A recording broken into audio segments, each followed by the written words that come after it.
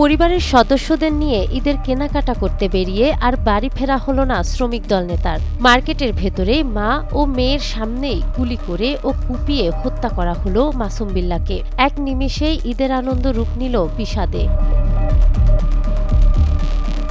বুধবার রাত ৯টার দিকে খুলনা নগরীর ডাকবাংলো মোড়ের বাটা শোরুমের ভেতরে এ ঘটনা ঘটে। মা ও মেয়েকে নিয়ে কেনাকাটা করার সময় ৭ জন সন্ত্রাসী সেখানে প্রবেশ করে তাকে গুলি করে। এরপর ধারালো অস্ত্র দিয়ে আঘাত করে মৃত্যু নিশ্চিত করে পালিয়ে যায় তারা। এ সময় একজনকে ধরে ফেলে প্রত্যক্ষদর্শীরা। রক্তাক্ত অবস্থায় স্থানীয় ব্যবসায়ীরা তাকে উদ্ধার করে হাসপাতালে নিয়ে গেলে কর্তব্যরত চিকিৎসক তাকে মৃত ঘোষণা করে।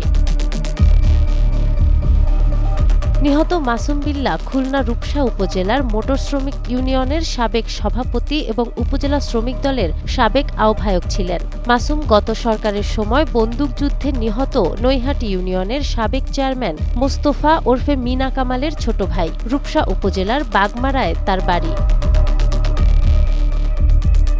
ঘটনার পরপরই স্থানীয়দের সহায়তায় অশোক নামে এক সন্ত্রাসীকে একটি 9mm বিদেশি পিস্তলসহ আটক করে পুলিশ।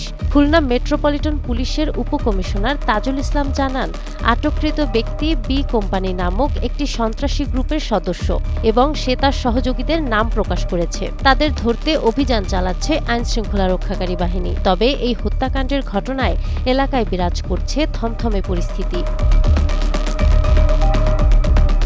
নাহার বৃষ্টি, টাইমস টুডে।